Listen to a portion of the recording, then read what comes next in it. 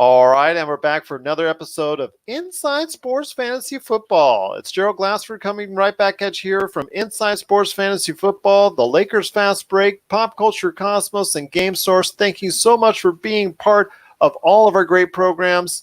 Well, he's back again. I haven't scared him away off just yet. It's just so great to have him back on the show, recapping his thoughts on Week 6, plus a whole bunch more. So we got a great episode coming up for you today.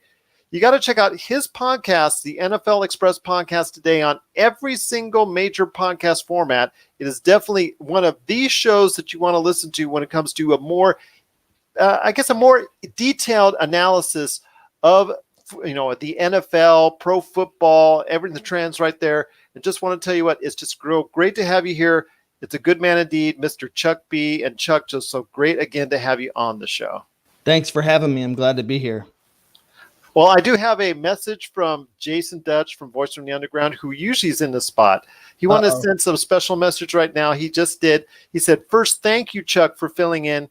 Second, turn on your camera, you ugly mug. Well, I'm going to tell you what right now, Mr. Jason, because of the wonders of the internet, we're going to keep the camera off because it helps sends a faster signal so he doesn't go ahead and become digitized in his voice or whatnot. So the camera stays off for right now. Just want to let you know. And third, thoughts on the Packers, the running back splits, and are the Rams receivers tight end startable after this week? Well, I'll tell you what, before we get to Mr. Jason Dutch's questions on that, I want to hear your thoughts on Week 6. How was it for you as far as a fantasy football owner? What were some of the trends that you were seeing that you want to discuss first? Yeah, just right off the bat, first of all, back to Dutch. That's just how the internet works, and I can explain that to him at another time. But the Week 6 was a great one. I love the NFL just because every single week I get to learn a little bit more about each team, which is just like more mysteries are unveiled. And the first one is that the San Francisco 49ers are for real. They have the offensive line to have a great production for whichever running back they choose that week to run. It's kind of infuriating for fantasy owners between Tevin Coleman and Breida and whoever else they want to put back there. But that's a real team, a very solid fantasy football defense if you want to pick up for the rest of the season. That's definitely one of the bigger highlights. The other one is that the Saints, for me, are just the best team in football. The production that you're going to get from their receiver in Michael Thomas and from Kamara and even their backup, Murray, who's not bad, flex start sometimes. But they're just a very productive football team, both in where it counts and in fantasy too. So there's a lot of places to go here. That's kind of like a little bit of my spiel on the NFC. When it comes to the AFC, I just got one message out there is that the Patriots are good, but they're not best. Their schedule has helped facilitate a ton of points for them against really underdeveloped opponents, and thus has really gotten some people some wins in fantasy football that they shouldn't have if you own the Patriots defense. This has been one of the highest scoring defenses I can remember in history of fantasy football history. It seems like they're getting 25 points every week. But how about yourself? What have you enjoyed this year so far? Well, I agree with you on as far as your assessment of the New England Patriots. I mean, they're in the reality world as far as the actual team itself. It does have some things that they probably need to fix, or that they do have some holes that they might, be exploited for later on in the season. But you're right, because they are feasting on almost like a junior varsity league so far in the first part of the season. Yep. That they've had really no real tests as of yet. Their defense, like you said, as far as from a point standpoint for fantasy football, has been off the charts. Every now and then you get like a San Francisco or a Philadelphia who last week really scored well as far as from their defense, really have one of those days, but consistently the New England Patriots defense has been the number one option for fantasy football owners so far this season. But you're right, it's been great to see as far as all the other teams. San Francisco is back. I think a lot of people by the Bay are really happy about that as far as the type of numbers that they can go ahead and translate. It's good to see also as well the NFC West, just as a whole, is very competitive. yes, the Rams are on a little bit of a downswing, and they made some trades already to go ahead and shore up. Although trading one Pro Bowl cornerback for another, essentially is what they did today in trades. Is they traded out one Pro Bowl cornerback to get another Pro Bowl cornerback. And essentially, I know there was some money issues and contract issues aside, but they gave up a whole lot, 2 first-round draft picks. Just, I don't know, that's scratching my head just a little bit that they just didn't want to dish out the money. But then again, when they say it is about the money, it's all about the money. Yeah, so I want to talk about why I think that is a horrendous trade for the Rams. One is because, like you said, they did ship out Marcus Peters, who has been a Pro Bowler. His PPF ranking has been very low this year, though. He has been torched by just about every single wide receiver that he's lined up against. A little bit of a name brand in what we have in Marcus Peters, kind of the same way in Josh Norman. Jalen Ramsey, however, is not that. So I got to say, they absolutely got one of the best football players in football, all right? Not just best cornerback. He's one of the best football players, top 20 easily. So I get that point. But the issue is from a GM perspective, is that you get a guy who's already been in the league a few years. He's out of his rookie contract. He's going to need an outlandish contract. You've got Aaron Donald. You've got all these other folks that you've got to pay. They have a ton of needs across. They've kind of just got superstars here and really below average football players in other spots. So their offensive line has really been hurting. I know they tried to address it today, but I'm not sure that was the entire fix. Nope. And so I just think that this made sense for the Jaguars, although they screwed this whole thing up. They should have never traded him. But to get 2 late first rounders for a guy who was going to leave otherwise, hey, kudos, hats off to them. So, yep. But there's still a lot of other things as far as what's going on in the AFC West. I am still very surprised at what the Seattle Seahawks are doing. I think I did not have them in a situation where they would be that high. I thought they would still be somewhere looking up at either the Rams or the 49ers this year, but it's nice to see what has materialized so far in Seattle.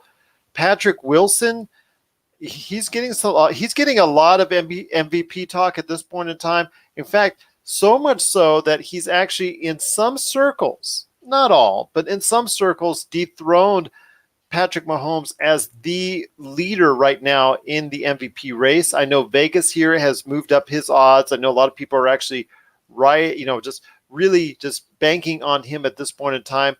Your thoughts as far as from a fantasy perspective and a real world perspective as far as the MVP right now among those 3 top echelon quarterbacks as far as Russell Wilson, Patrick Mahomes, and also Lamar Jackson, who I feel has also been doing a great job for the Baltimore Ravens. Yeah, Lamar Jackson deserves that attaboy.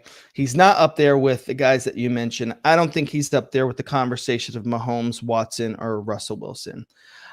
Russell Wilson does look a man apart from the other 2 guys, Watson and Mahomes, who are amazing, who I would love to have as my franchise quarterback. But one thing is Mahomes is actually a little bit banged up. You can kind of see he's a bit belabored in his movement. He doesn't look completely good. And he's also in a system, too, that's Andy Reid has really perfected a simplified West Coast system for him where he's always got a blazer kind of screening across the field, and he's got deep shots going other places. So he's always going to have fun. I don't know that you can compare apples to apples with Wilson and with Mahomes. They do look similar, but Wilson is more Frank Tarkenton than Mahomes. He's more cerebral. There's more thought that goes into when he runs. And I just think that he's just out thinking defenses where I feel like Mahomes is out athleting them and just throwing dimes. So I'm 100% on the Russell Wilson looks to be the greatest quarterback in the league right now. However, he doesn't have my MVP vote. My MVP vote goes to Christian McCaffrey, who looks superhuman. I have not seen a running back do exactly what he's doing under the circumstances where there's 8 people in the box, and yet he's shaking all of these guys out of their shoes. There was a play last week where he literally made the cornerback fall, took a few more sprints, spin moved another guy, then stiff-armed Devin Bush to the ground to walk into the end zone. And for me, that was a play that was like, man, that is something to add to the resume of the MVP for the year. So definitely loving Russell Wilson, and attaboys to Deshaun Watson and to Patrick Mahomes. I don't think they're going to catch him. And one more quick note too, the beauty of them taking DK Metcalf was so freaking brilliant. And the reason is because I honestly do not believe that he makes sense in any other offensive system than in Seattle. This run around, go get it, break the play. You don't have to be a perfect route runner, but his physicality, once he catches the ball and Russell gets him the ball, he's a different player. So not only do you have Lockett, unfortunately, Disley goes down. I don't know that he's a super talent. He's probably replaceable. Look for a potential trade to actually go down with Seattle to replace for a tight end this week. I could absolutely see that happening. I believe you're right. I think that's a good assessment right there for you. Once again, I'm talking to Chuck B. He is the man indeed from the NFL Express podcast. You got to check it out today on all major podcast formats. My friend, it's just been great talking to you so far about all the stuff that's going on.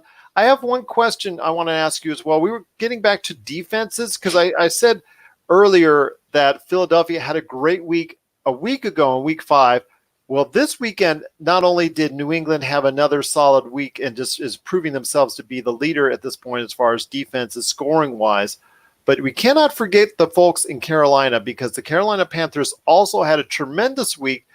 They made Jameis Winston look awful. 5 interceptions, fumbles everywhere.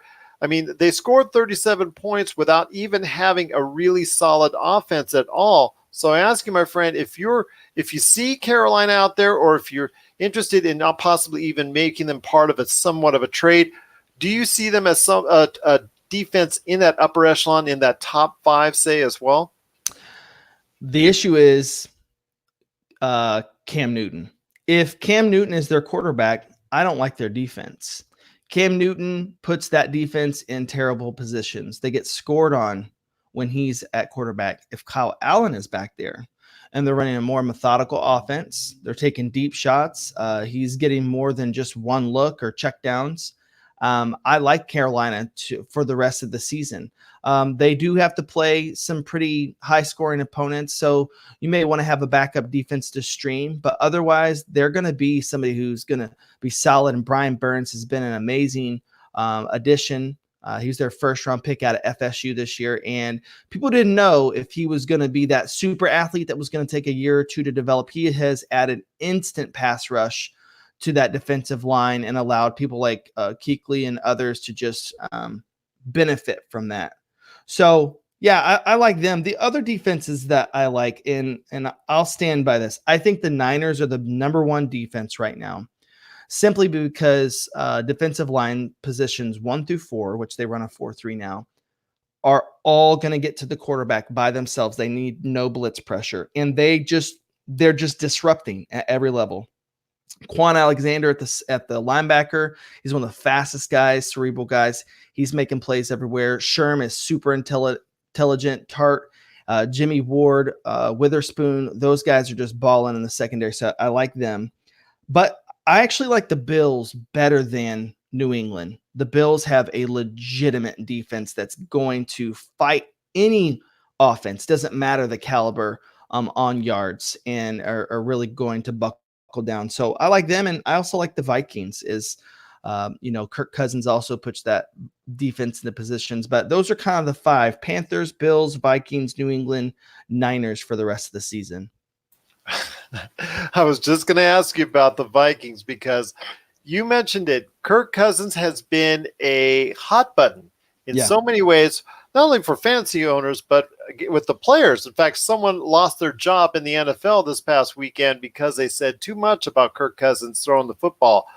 He has been all over the place, talked about, and I know on this show with some other regular guests that stop in that talk about Kirk Cousins, they cannot say enough bad things about him because of his history, because of what he's been able to do with teams with winning records. I think that's probably what a lot of people point towards the most, is his accuracy and his numbers facing off against teams above 500 for the most part have not been very good or very promising. So I ask you, my friend, from a fantasy perspective, I mean, he just did great over the weekend with 4 touchdowns.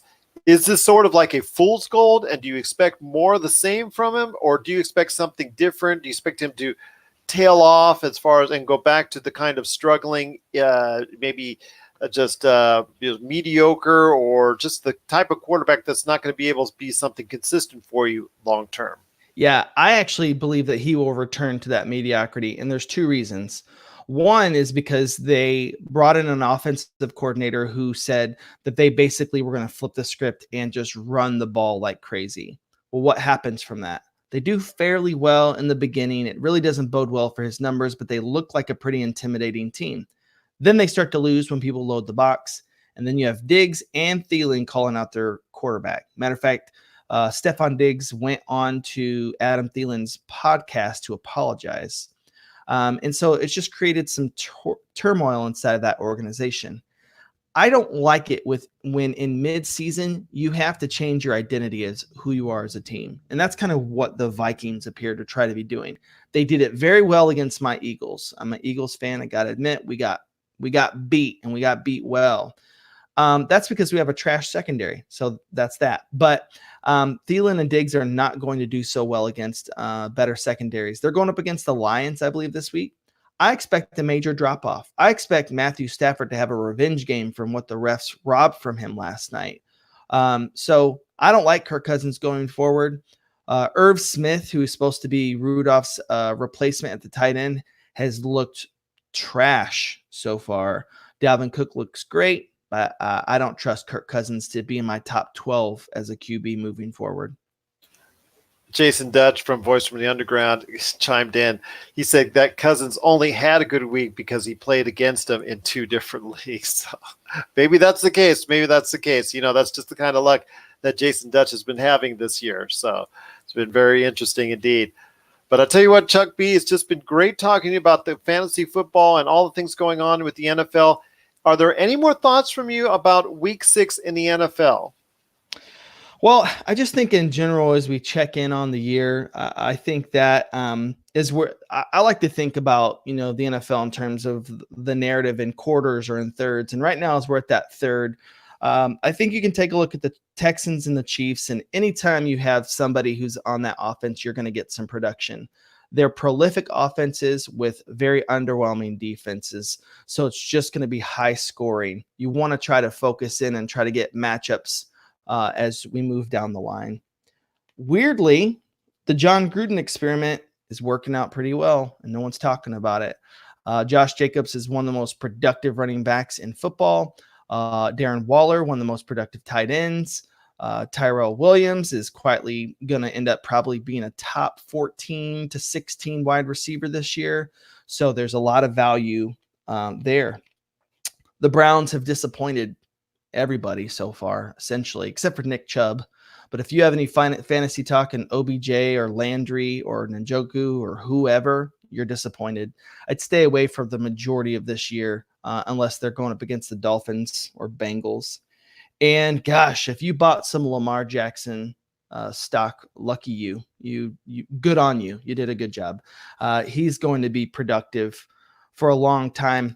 I just want to share this quick story. When we were in Dallas, I think it was 2 years ago for the draft, I was standing in front of Maurice Jones-Drew, and they were having their NFL show. And behind us, they brought him on screen after he'd just been drafted at the tail end of the first round. And my buddy John and I had pretty low grades on him coming out of that draft. I thought he was appropriately taken at the end. But after the interview that he had with MJD, I turned to my buddy John and go, I think we got it wrong. He was so livid and pissed off that he was taken at that end that I was like, man, all that they did was light a fire under this guy to go and learn how to be a quarterback. And it looks like that's what has happened. He may be good for a long time because he's not just running. He is actually picking folks apart with NFL throws. So if you got him in Dynasty, there's not a sell high point on him right now. You do not sell him. He's going to be productive for you for a long time, unless that is like 1 million first round picks and Patrick Mahomes or something like that. So That's what I got for week 6. Loving the NFL. Can't wait for week 7. Here we go. Eagles, Cowboys. Let's see what happens. Let's see what happens indeed. But before we head on out, my friend, we've got some questions we want to ask you, including the ones from Dutch. But before we get to the Dutch questions that that he asked earlier, so we're going to head on to those in a sec. I just want to thank Bungie for joining us as well as far as being a part of the show and asking this question. He has Hunter Henry and Brandon Cooks. I need a good wide receiver. Who could I get out of them? Ooh, all right. Well, I kind of mentioned his name earlier. Man. So Hunter Henry, right? He's the stock that it's so sad. It's a sad situation. He's always had this massive hype around him, and now he's finally healthy. Problem being is Phillip Rivers, I hate to say it, he just looks belabored when he's throwing this ball. He doesn't look quite right. Drew Brees looked this way 2 years ago. Doesn't mean it's the end. Just something's not there. I'm not loving Hunter Henry in that offense. They're not able to run right now. Melvin Gordon is like averaging 2.7 yards a carry. It's not looking good. So I would want to get rid of him. Brandon Cooks, for some reason, he's kind of an odd man out in that offense. It doesn't make a lot of sense. He's one of the youngest receivers on their team. So I would go after a Tyrell Williams. He's going to get the majority of Derek Carr's volume. A sneaky get right now is Golden Tate. If you saw what he did against New England, and you don't even have to give up Brandon Cooks or Hunter Henry to get him. You could give up much less to get him. He's going to get volume and volume. And then another guy who has seemed to find his way with Carson Wentz is Alshon Jeffries, who has sort of been like, people said, oh, he's not consistent. He's not that. Go look at his numbers. Look at him through week 6. They have found each other. And I think that he could have some pretty high ceiling games moving forward. So those are kind of 3 guys that I like. Christian Kirk is on the way back as well. And before he exited with his injury, he was the most targeted guy with Kyler Murray. Larry Fitzgerald has continued to be super solid there. So there's a lot. And I like that you have those 2 guys because they're high brand name guys. Hunter Henry's that like ceiling guy. You're like, okay, maybe. And then Brandon Cooks is in a high octane offense. So I'm going to go get something a little bit more consistent with that. So good luck. He also wanted to add on that he was thinking maybe Marquise Brown for Tate. Yeah, I mean, Marquise Brown has just been absolutely balling, and nobody thought that, especially in the Dynasty, if you go look at his ADP in Dynasty, he was in some places in the 2nd round because no one thought that Lamar Jackson was going to be passing. The Ravens would be passing like this. He is with ease getting down the field with these 30, 40-yard chunk plays. And even when they're in the red zone, they're still targeting him. So that's a great pickup. Absolutely. So maybe you want to go ahead and suggest that Marquise Brown for Golden Tate. Golden Tate in his current position is going to look like he's going to get a lot of yards, as Chuck B was saying. And the last thing, Chuck, do you have a YouTube? I think that he's trying to ask to see if he can ask you more questions on a regular basis as well. I do not have a YouTube, but my Twitter handle is @HostChuckB, and feel free to add me and then ask questions away. And we're at NFL Express, and we'll be producing podcasts here shortly. I think we got one coming up in a week. And so, yeah, hit me up on Twitter. That's, again, Bungie and everyone out there. That's at Host Chuck B. That's at Host Chuck B on Twitter if you want to go ahead and have messages for him. Also as well, anytime. We just really appreciate you watching, Bungie, and just cannot thank you enough for being a part of the show.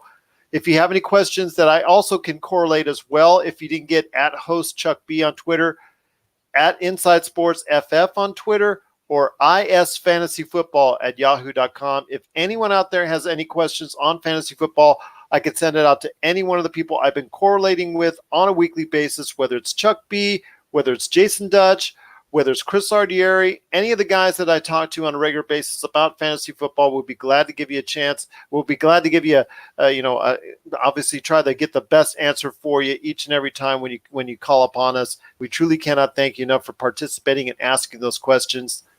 And speaking of questions, Save the best for last, my friend. It is Mr. Jason Dutch. You know him well, Mr. Yeah. Chuck B. Yes. To get back to what he was asking, basically your thoughts on the Packers running back splits, and are the Rams receivers / tie end startable after what happened this week? I'm staying away from both cases that have just been listed. This happened again. This happened last year with this whole, here we go, Aaron Jones, who honestly, as a prospect, he looks dynamic. When he gets the ball in his hands behind a healthy offensive line, when the Packers are rolling, he's a top 12 running back, and his production can speak to that. He gets these games where he lets his team down. This is not the first time he has fumbled 2 or 3 times in a game. Not the first time he has bobbled a pass that's led to an interception. Or, gosh, that pass last night that hit him in the hands, in the end zone with no one around. It's not the first time. So what I kind of think happens with this guy is he gets some confidence issues. And then you get Jamal Williams, who's like, you know what? I'm not that flashy of a player, but I'll come and bang out 5-6 yards and get you that touchdown and get you that satisfaction and win the coach's trust. But then they start to load the box. Now they need to go back to Aaron Jones, and you don't want that type of indecision for fantasy football. I feel the same way about the other case. There's just too much indecision within that offense. That offensive line is problematic. It's a problem for the running back. It's a problem for the wide receivers and the tight ends. Even though I just feel like that if you take a look at where the volume goes each week, it's probably one of the biggest carousels in football. Robert Woods, Cooper Kupp, maybe Brandon Cooks, Everett. With what did he have one week? He had like 35 points. So I try to find offenses that really have consistent target shares that I can be a bit more predictive of. And so that's where I would lean. I would try to find other buys in my league for different teams. I should have taken your advice, my friend, because Malcolm Brown, he was 1 yard away from winning me a game because I only lost by 2 points, and he couldn't get into the end zone, and that's all it took. Yep. Yeah. Killer. It is a killer indeed. But I tell you what, it's been great again to have everyone contribute and sending those questions out to us. If you have any during the week as far as waiver wire, free agents, trades, or just alignment or lineup questions, please send it to us at Inside Sports FF on Twitter. Chuck B, he is at host Chuck B on Twitter. Also as well, if you want to email it to us, isfantasyfootball@yahoo.com. Well, Chuck, it's been a great episode. I cannot thank you enough again for taking the time to speaking to us. I know Jason Dutch is coming back this week. And yes, it's great to have him back and all that. But I want to ask you, if you wanted to come back on at some point in time, maybe each and every week, I'll schedule around so you can actually have an additional show for us if you so choose, or at any time, just hop onto the show at any point in time. Man, I had a blast. So just keep sending those invites and I'll make what I can. Love to do a show with my brother-in-law. That'd be kind of fun. So let's get me and Dutch on together and have some fun. Well, I'll tell you what, 4 words of that is that's the case. God help us all. Yes. All right. But what? Sorry. I said yes. Yes, indeed. All right, my friends. It's been great having you on the show. Thank you, everyone out there, for watching. Just truly a pleasure bringing you Inside Sports Fantasy Football to you once again. Later on this week, on Thursday, I will be trying to get my good friend Chris Ardieri from Inside Sports back on the show. Once again, next week, we're going to be having, hopefully, Chuck B. and also as well, Jason Dutch back for the Voice from the Underground to talk some great stuff when it concerns the fantasy football scene right here on Inside Sports Fantasy Football. Thanks again for watching, everyone.